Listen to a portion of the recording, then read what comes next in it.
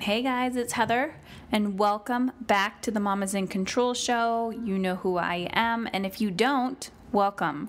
This is your place to sit back, relax, pull back the curtains, and yes, we are labeled as explicit for a reason. So a lot of what I talk about is helping you understand your children and yourself on a deeper level. We talk about money, time, energy, understanding your children's behavior, strategies and tools for stress, ease, overwhelm, whatever it might be. Now, I've been doing a Facebook live interview series, so if you are a Facebooker, you can head on over and check out my business page. It's just my name, Heather Chauvin.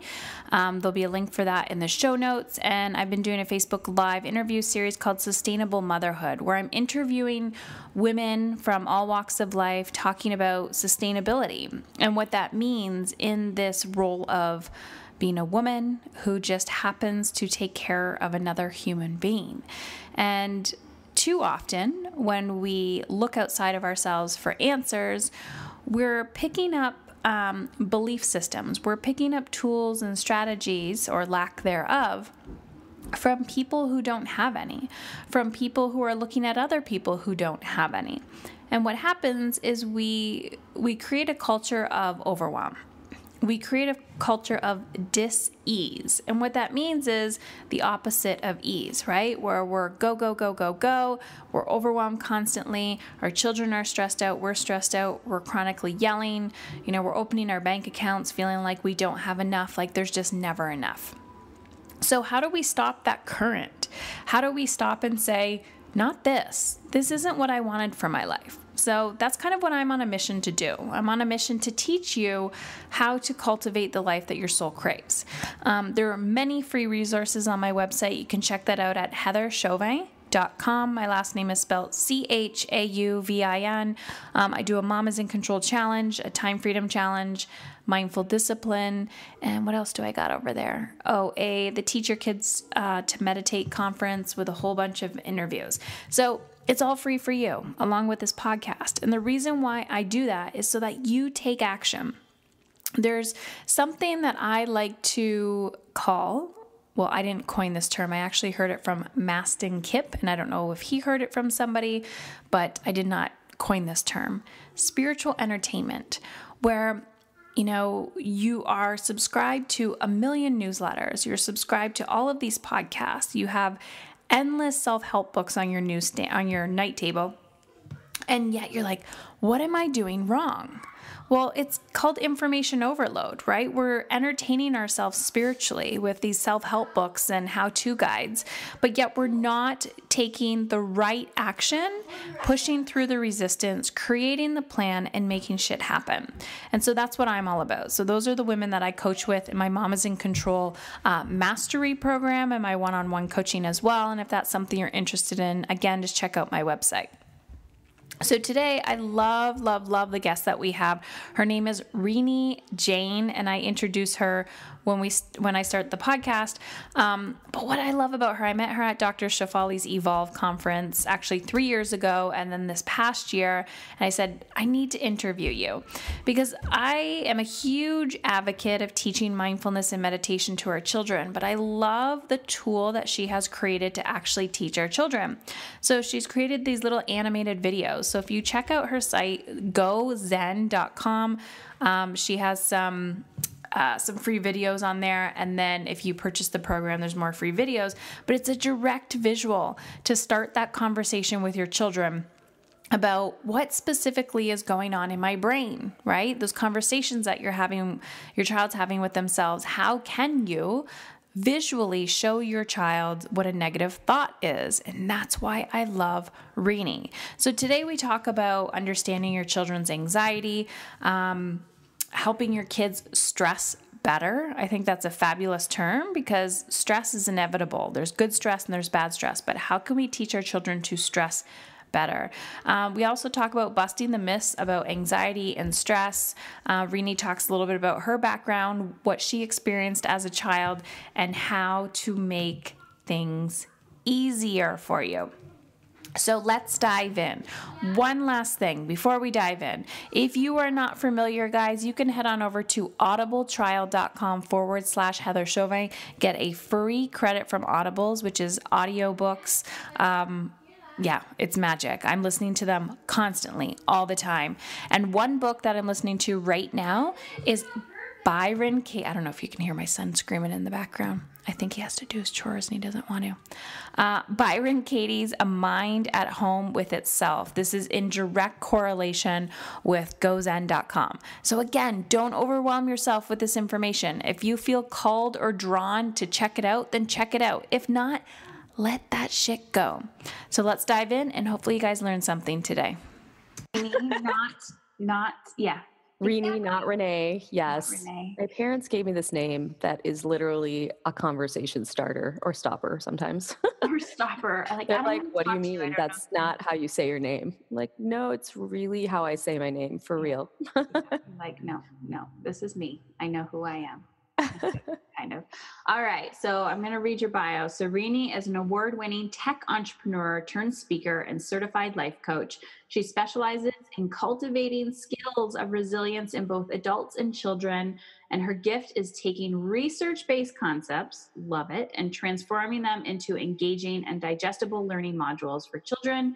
She has created one-of-a-kind program found at GoZen. So you can go to gozen.com, everybody. You're going to love this, to teach life skills via digital animation. And this is why I love what you're up to, Renee, because it is all about making this big, scary concept of mindfulness or meditation into practical everyday. Like, what do I do as a parent when my child is suffering and struggling? And I've asked all of the healthcare practitioners, and still I feel stuck. So welcome and thank you for being here. Thank you for having me. I'm so excited to be here. It's funny, as you were saying that, I was getting this image of my parents growing up trying to help anxious me as a kid, reading books, because, it was in the 80s, and then going, yeah, this is good stuff, and then trying to translate it to me.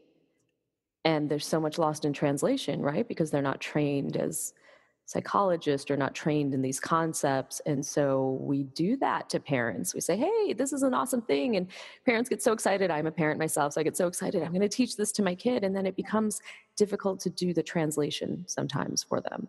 And so it was kind of the genesis of GoZen. Why don't we just translate these things directly and let the kids learn themselves, not to cut the parents out, not to cut us out, right? Well, and not only that, I mean, if you have time to cultivate a PhD in all of these skills that we're trying to teach our children, but heck, we're still trying to be able to pay the bills and, get them to bed on time and not lose our own minds. And that's what I've found with this whole parenting journey of trying to teach mindfulness to children. It's really about, we're not just teaching the kids, we're teaching the adults too. So we'll talk a lot about, I don't know where this conversation is going to go because we could literally talk for hours and hours and hours.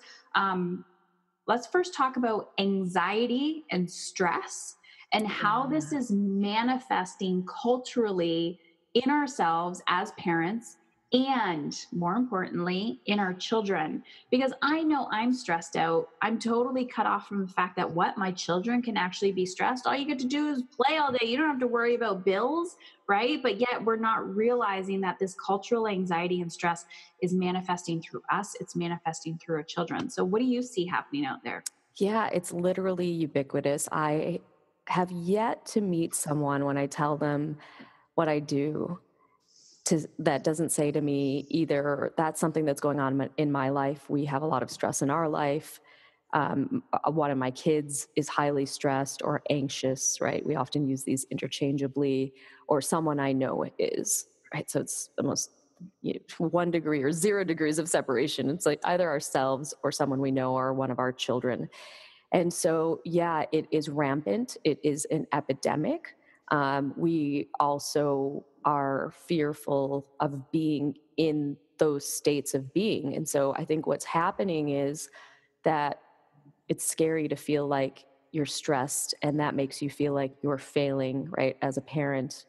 and it makes a kid feel like they're failing. And so what we're trying to do is really redefine what's going on. So I think that there has been a marketing campaign that's been going on for a really long time that tells you that stress will kill you and that if you have it, you should get rid of it. Mm. And the number one goal when you're stressed out is to be not stressed out. And what the funny thing is that, yeah, so your stress is I'm stressing already, you out, but right? I'm already laughing because, like, even that, yeah, that is stressful. Trying to cure your stress is stressful. Trying to cure your stress is stressful. So I like to come back to the science, right? And it is not having any stress in your life is simply not aligned with the science of well being. Hmm. We actually can use stress to our advantage. So the first thing that we do when we're working with parents and kids is say that the goal isn't to be stress free. That no, we don't want that. Hmm. The goal is to actually stress better, right? Oh, And I so never heard let's that. Stress better. stress. Yeah, let's stress better. Let's let's see where we're at. Let's see how we can use some of it to our advantage. Yeah, let's kill some of that chronic super high anxiety stress. Let's nix that. But some stress is good and can definitely be used as a motivator, can be used for productivity, can be used for performance, right? So when a kid goes into a test, for example, and they have test anxiety, and you ask a parent, okay, your kid is highly stressed about this test, they have test anxiety. If I were to give you two options, which is A, help them relax, or B, help them use stress to their advantage, which one would you go for? Which one would you choose? And most of us, from a traditional point of view, have thought, okay, well, if my kid is stressed out, I should help them do some breathing exercises and help them relax. In certain situations, totally appropriate. When it comes to performance, stress can actually work for you. And the super, super, super interesting thing is that in those cases, most of the time, all it takes is a mindset change. So if you know that stress can work to your advantage and you literally can use affirmations like, I have butterflies in my stomach right now, my body is preparing me for this test. When you reframe what's going on with the stress, it can change how it physiologically reacts in your body. And it does, and it can actually help you perform better, when you're going into a testing situation. That's just an example. And so And, I think that what's and going on, what sorry, I'm like, ah, I know, no, what I love, because I remember we were just talking about this and like, I want to talk. I want to say something I now. want to say something, but yes. And I mean, that in itself can go into a whole nother conversation about over parenting and over mothering and being like, my child is stressed. I got to take that away from them. I don't like to see my child uncomfortable. But realizing that's a life skill, right? To stress better. I love this Yes. conversation. Um, Yeah. so can you give a specific example of, okay, my child is freaking out about this test though. Like, when is it appropriate to be like, hey, we need to try those relaxation skills, the mindfulness, the meditation, the breathing, whatever.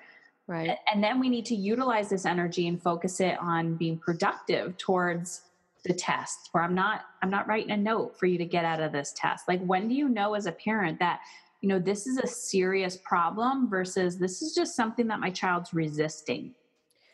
Right. So when it is a serious problem is when it's completely disruptive to everyday general functioning in life. It's disrupting family life, it's disrupting personal life, it's disrupting social life, it's disrupting sleep. It's very disruptive, right? That's when you go seek help if you can, right? And at least find out what's going on with your child because it could be something medical going on, right? So, barring all of that stuff, you come back and the doctor says to you, okay, there's nothing going on medically with your child, but they're very anxious, right? And they're going through these periods of anxiety. And there are different things that you can do for that. Okay, so now what do you do as a parent? You have this anxious child. Well, I think, Heather, you touched on it. The first thing is we're so uncomfortable with our kids being uncomfortable, right? Mhm. It is killer for us to watch their discomfort because we as children were taught very early that when you're uncomfortable, we got to fix that, Mhm. when you're when you're crying, there is a solution for it. When you're sad, when you're angry, all of these really big emotions, most of us were traditionally taught, like, let's get rid of them, right? Let's not lean into them, let's not process them, let's not sit with them. What do you mean sit with it? Let's, No, let's get it out of don't here. feel this. Yeah. So our reaction to our children's discomfort is fix. Let's fix it, right? Let's fix it. I don't want to go through it. Certainly not. I just want it to go away. And so I think the first step is leaning into the discomfort. Anxiety can be extremely uncomfortable, both physically and mentally. Mhm. So if it is anxious feelings, then know that it comes down to, let's talk about the physical first. Sensations are just bodily sensations. Because we haven't been taught to sit with them, we get freaked out by them. So instead of just dealing with the heart beating very fast and the discomfort of the heart beating very fast, we add on this layer of fear, right? That adds on something else. So my heart's beating really fast. Oh my goodness, something is wrong with me. It shouldn't be doing this, which makes it worse. Instead of my heart's beating really fast, my body is trying to communicate something with me. I must be nervous about this thing coming up. It's uncomfortable, but it's not dangerous, Right. right? So we can actually get our kids through some of what they're going through physically by leaning into the discomfort of what's going on. And then there are lots of different techniques that we can use with our kids. And Heather, I know you teach a lot of these techniques as well when it comes to meditation, when it comes to mindfulness, and when it also comes to using stress to your advantage. And it really kind of depends on the scenario of what technique you can apply. So, what I'm hearing you say is, yep, it's uncomfortable. It's, we've, like if you just listen to marketing and life and culture, it's like it's supposed to be easy. This is easy. I have the secret. You don't have the secret, right? So, this whole thing with anxiety and stress, like it's a cultural epidemic. I see it manifesting a lot through child behavior, right? Why won't my child listen to me? Why won't my child go to bed? Why won't they eat at the dinner table? Why can't they sit down? And Western, Eastern, whatever philosophy you want, you get labeled, you get a diagnosis. Great, awesome, yay. Everyone wants to put a label on something. I get this. But what do you think the importance is for mindfulness? It doesn't matter who you are. Why is it really, really important to start teaching these skills to our children? And first, we can't teach if we don't know how to do it ourselves. Why is it important to really start honing this in? Like, I feel like out there, it's so acceptable. Everyone knows vegetables are good for you, but yet they're afraid to use their lungs, close their eyes, and just breathe. My answer to your question about why it would be important to learn mindfulness, really at any age, is that we are not taught to process our feelings. Like, we are not taught. If I could go back in time and teach myself one thing, like they're like, Rini, you have 1 minute to teach yourself something, I would try to teach myself to feel my feelings, because feelings are meant to be transient and they are encoded with messaging, right? So when I feel anger, if I could actually feel that mindfully, I would be able to hear the message, right? And I would be able to feel it in my body. It would be uncomfortable, but I would say, oh, that's anger, and it's in my chest and it's very tight and I feel it and it's sending me a message, probably about something I need to change in my life. And then it's going to pass. So feelings come, they come through our body, they come through our mind, they send a message, and then they pass. We are not taught this. What we are taught, and not explicitly, but most often indirectly, is, I'm angry. Okay, you're angry, you're having this big emotion. I want you to take a time out, or even a time in, right? Even like the compassionate time in. I want you to go make that go away, right? And maybe I'll sit with you to make it go away, but make it go away. Yeah. And then come back. So essentially, I think mindfulness allows us to feel. It allows us to hear the message that the feeling is sending. It allows us to process, and it puts a huge gap between what's happening and our reaction to what's happening, right? And I just, I, it takes practice. That's the thing. And it's not, you can't listen to something like this and be like, okay, I'm going to be more mindful. It actually takes intentional practice. And so then that becomes another thing on our list of things to do for parents. How do I I know that's actually such integrate a this in my life? I Yeah. know that's such a big thing too, right? I always say be annoyingly intentional. Like the magic is in the action. Like, oh, how did you get this body? How did you get this house? How did you get this money? How are you so calm in all of this? Well, fuck, do you know what I have to do on a daily basis to become, right? Become. It's the being, right? The being. So, let's travel into present moment. Okay. Mm, Actually, no, let's travel back. I want okay. to travel back. Why you? You talked a little bit about, I wish I had this tool as a child, but Mm. what really was the emotional, personal investment of like why Go Zen is such a passionate thing for you? What do you want to change in the world? I think that there are incredible, amazing tools out there that can universally help every child. And because every single child is going to face a challenge in their life, right? Whether that be a challenge from within, it always starts from within and that remains within, or if it's a challenge that you're facing with another person or with a group of people. And there are tools that you learn in therapy that if you are so lucky you get to go to. There are tools that come from ancient wisdom. There are tools from cutting edge research, neuroscience, and they're things that kids are sophisticated enough to learn, right? So if I were a kid and had I had these tools, I wouldn't have spent a majority of my childhood pretending like everything was okay and numbing myself of what I thought were really dark emotions, because it's very interesting, the research on numbing emotions. When you numb the dark stuff, you numb the light as well. Hmm. And so you basically become a robot, which is what I became. Everything's fine. Everything's fine. Everything's fine. Everything's fine. Until in my mid 20s, my body just shut me down and said, everything isn't fine. And you're going to have a panic attack every day until you figure this out.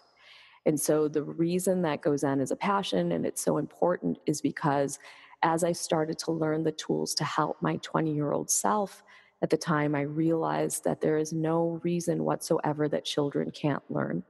And we just have to change the language and make it fun and accessible. And it's the reason that we create entertainment and cartoons and games to teach them skills. And we go into schools where there's no disorder, that's been placed on a child, but they'll just teach it to an entire classroom.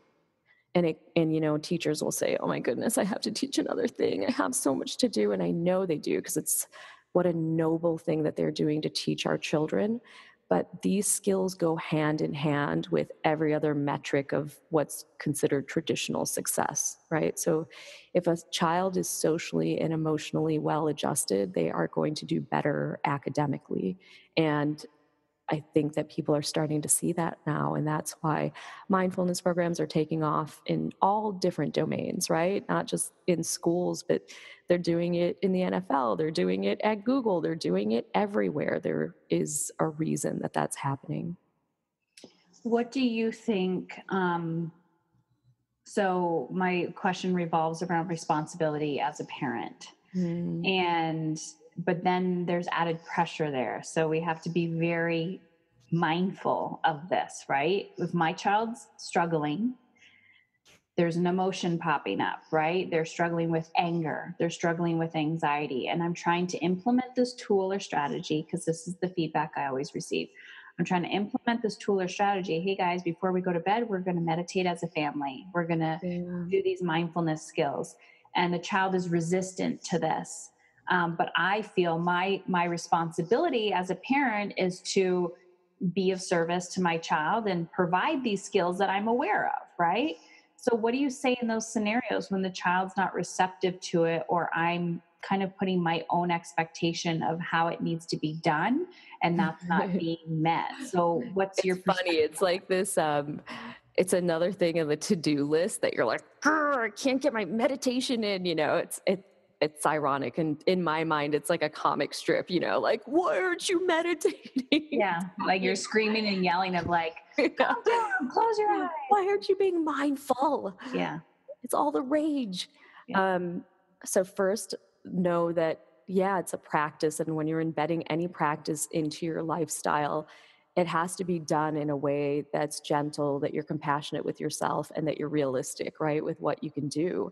And so it is very good, obviously, to make it a routine. So my suggestions are integrating some things into things that you're going to do anyway, right? So hopefully, by some age, the kids are like, okay, we have a social contract with the world and we have to brush our teeth. Like, that's just a thing that we have to do. But how can we mindfully brush our teeth? Can we do one tooth at a time? And again, depends on the age of your child, right? So you have to adapt things. But we have to kind of, and it's something that you said to me, Heather, when I met you the other day and we were in the hallway, you said you have to meet the kids where they're at, right? So we find where they are in flow, whether that be, and I'm not advocating for, kids playing video games and meditating, but if they're into games, if they're into art, and we integrate the practice into what they are engaged with anyway, I would say that that's the best way to approach that. And then also, of course, you have to embrace it. So I meditate in front of my kids regularly, and sometimes they sit and they kind of giggle and they think it's funny. Other times I have seen them, and my children are 3 and 4. Other times I have seen them when they're in a situation that's really challenging, and like one out of maybe like 25 times, one of them will say, I'm going to take a second to meditate. Mm. And I'm like, holy cow, it's less than 5% of the time, but it's, wow, amazing that they're absorbing some of that. So there are ways, but look, every single thing I just described takes energy. It takes not just time, but like I was talking about the toothbrushing thing, that's a different resource. That takes creative energy, which is depleting in a different way. So I would say don't take on too much. Try to, if you want to learn, if you want the family to meditate, try to integrate it in one creative way. And then please, for the love of everything, do not beat yourself up, because not everything is going to speak to every child. We're all different. And there are many, many different ways to practice mindfulness and meditation. Yeah, I love this conversation because I mean, when I started, it had to look the way that I needed it to look, right? So typically, when I'm working with people, I'm working with the mother, the woman, and it's all aspects of her life. It's not just meditation, but she'll start her own mindfulness practice and say, I can't find time because my children are around or they wake up. And I believe it's this belief of this is what it needs to look like, right? Because you can sit here. I could sit here and meditate. Well, probably not when I'm talking to you because that's very rude, but like, after we're done, my kids are going to start coming home, and I could still be in a mindful state while I'm doing other things for them. I'm a huge advocate for ear plugs. Yeah, not buds, ear plugs. And utilizing those to hear your breath and just coming back to yourself. But it's interesting because I always get a feedback of like, my child won't do it. And I'm like, no, they will, but you're not asking the child what they want. You're putting this pressure, right? So how do we start opening up and creating this dynamic? I know you and I were just at the Evolve conference with Shafali, and I mean, this is deep work. This isn't just breathe, check, breathe, check, breathe, check. It's about how do I see my child as this being that I need to manipulate and create, and I need to get them to do this so that they're emotionally healthy when they're older. How do we start shifting this dynamic of how we energetically show up in our lives with our children? I I know that's think a we big need to remember that first of all, they are natural born mindfulness practitioners. They come into the world extremely mindful. And you would know if you took a walk with like a 2-year-old, you can't walk in a straight line because they are going to stop, they're going to touch the grass, they're going to touch a crack, they're going to get distracted because they're in the moment. They are beings that live in the moment, they're in the presence. We learn from them, right? So they're the greatest mindfulness teachers of all. So they have that resource even as they get a little bit older, they're still closer to that than we are, right? Because we're a lot older, so we're a lot further away from that. So they can re-tap into that energy quite quickly. But again, we need to be able to speak their language and where they're at and not make it like we're gonna have a family meeting. And now this is another thing that we're gonna do in our life, you know? It has to be a practice that you approach softly, that you approach thoughtfully. And again, it depends on the culture of the family. It depends on the child. I know with my children, I can do like, we're going to take a mindful shower, and that's what this means. And I'm just going to integrate one little tidbit of mindfulness. Like, all we're going to do is one thing. How does that water feel dripping on your face for like 5 seconds? That's the goal. Something so mini. And I will do that mini thing for many, many weeks. And some days it won't happen. And some days they're like, we're not doing that, you know? And I'm like, okay, well, that was my attempt today. I think our goals need to be small. We can nudge our children, we can meet them where they're at, and we can remember that they came into the world very strongly practicing mindfulness. Mm, love it.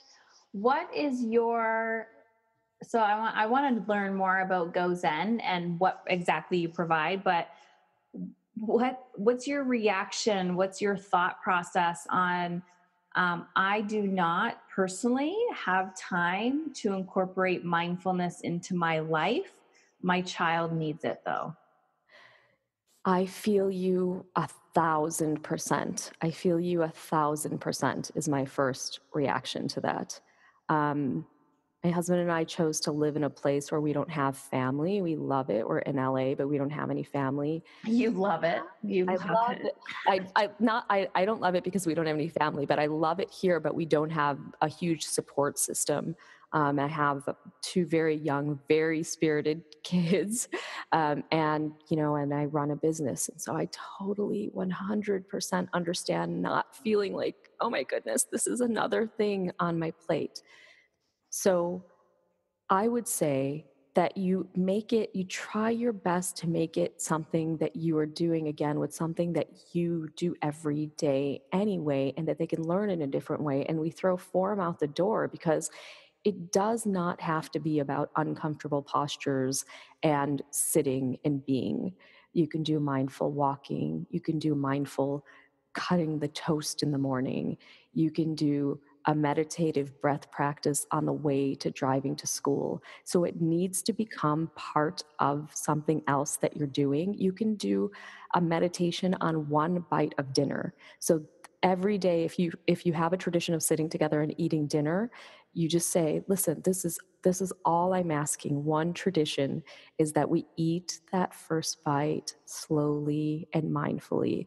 And I want to suggest one other practice that someone had told me about that I believe is so beautiful. So a lot of times we walk into our homes or a situation, or we reunite with a loved one after a long day, right? And we have like all the pressures of the day and all the things that happened in the day on our shoulders. And we walk in and we're like, ugh, right? Or the kids come back from school and they're like, ugh. I had someone suggest to me once that the first thing that you do when you come back together is some sort of uh, positive ritualistic reunion. Mm. And for him, that meant that he would, for 1 minute with his wife, dance in silence. And he said, in that 1 minute, I was able to read her day, to feel her energy, and it reconnected us before we were both like, oh my goodness, you don't believe, you can't believe what happened to me today. It reconnected them. I've done this with my kids with little like handshake things, and I find it's such a beautiful and mindful. And see, you wouldn't think that this is like that's not a mindfulness meditation, but it can be. And it's another way to reconnect with loved ones when you're away. And it's a way to kind of set the tone. And I know it's a little bit off topic, but I wanted to bring it up. I love that. That's so beautiful because it does. it also shifts how we see what connection really means, right? We perceive it as, I need, I'm going to ask you those questions. How was your day? Don't talk to me, blah blah blah, and then the arguments start. When it's like, let's just form real connection with each other. Let's just start talking about the energy. Let's, realizing that if we could put tape over our mouths, we can still read each other and communicate. Absolutely. Absolutely. So let's talk about Go Zen. I'm really interested to learn about what exactly you're up to with Go Zen. I love your animations. The cards that I got from you guys at the conference, I gave to my son's teacher. Just Oh, I simple love tip, that. yeah. And one of my kids is coming home right now. But simple tips and strategies about how to incorporate these things. Very, very practical. So what are you guys up to? What does Go Zen do? How can people get involved? Yeah, thank you for asking. So, we create animated programs to teach life skills, basically. And we roll up a lot of good old fashioned research into things that are engaging, so animated shorts. And so we have 4 programs and then lots of additional animations. So our programs are Go Zen, the anxiety relief program. We have Go Strengths, a social and emotional learning program. We have Go to the Now, a mindfulness program, and then we have Go Hackify, which is an OCD program. And then we have a lot of additional animations. So the way that these are used is either a parent will purchase a program and they will watch the animations with their child, and learn the techniques that are taught in those. And when people reach out and they're like, well, how do I make my kids watch this? We say, if you turn it on and they're not engaged, then we basically haven't done our job, right? You put it on and your kids are watching cartoons, essentially.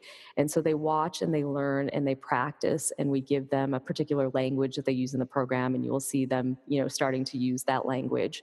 And again, it teaches skills based in cognitive behavioral therapy, teaches skills from the field of positive psychology, neuroscience, mindfulness.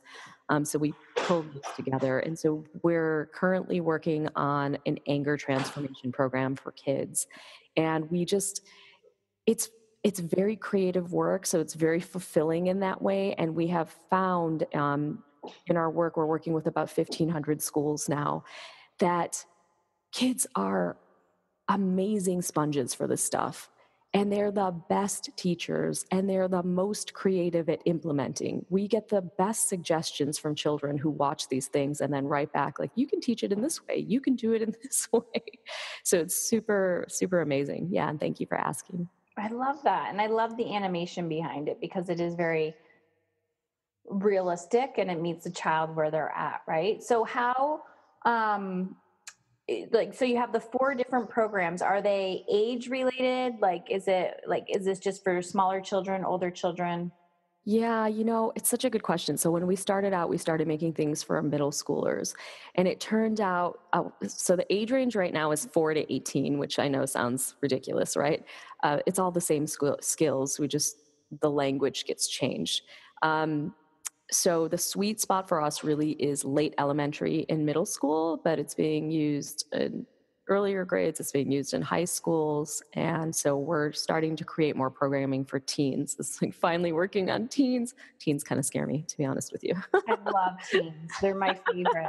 The scarier, the better. I'm the person that's like, okay, everyone has written this one off. Give it to me. I will crack them open and Yes. get to them. Those are my favorite. Yes. Yeah.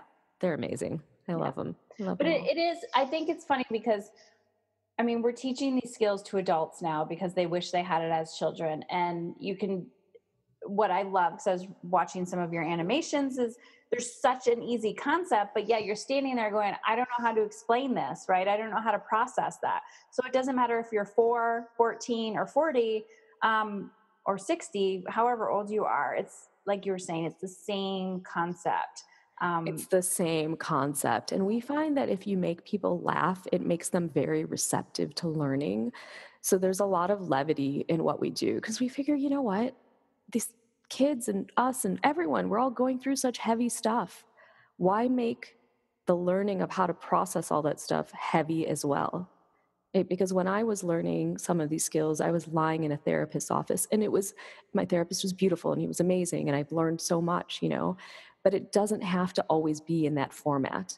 And a lot of kids respond to things that are entertaining or that make them giggle, or they see themselves in the animation, and it mixes the stigma that Yeah. something is wrong with me or And I'm different. it makes a complex subject easy. Like it makes it practical. It makes it realistic. And um, that's all we need in life is like, I'm on this mission to go, guys, this can be easy. This can Yeah, be easy, but our brain, our mind overcomplicates it. Like, really, if I just sit here and inhale and exhale, like, why is it easier for me to organize this interview, to get, to put all this together, than just to sit in silence and breathe, right? So we're always running away from the things that are the greatest for us. So if we, totally. And we're total skeptics. It's like, that can't work.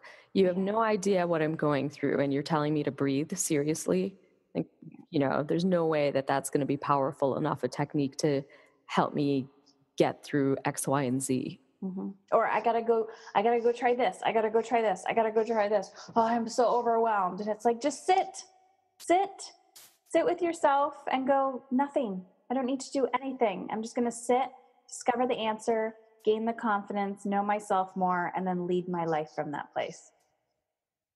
It's hard, undoubtedly, to do it. And I also, I don't like the trend of when something becomes like a new badge that we put on, like, oh, I meditate. Do you? Like, this is a new Yes. social status symbol for me.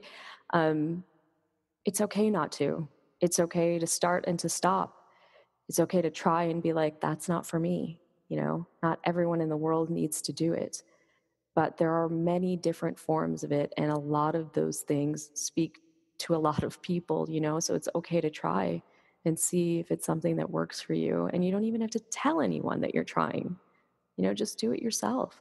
Take 5 breaths every night before you sleep, 5 deep ones, in through your nose and out through your mouth, and that can be the beginning of your meditation practice. We have time, right? We have time. There's time to do this because we are living. And if we're actually not doing the things that allow us and our children to feel more alive, then what's the point? Yeah. What are we really doing all of this for? Yes. Thank you, Renee. This has been amazing. I'm so excited. So people can just find you at gozen.com. That's where they find the programs and everything. That's right. GoZen.com. Come sign up for some sample videos. At a minimum, they will make you laugh. At a minimum, they are. They are hilarious. Well, thank you so much. And anyone watching on Facebook, definitely comment below. I'm sure Renee will respond back. But it's gozen.com.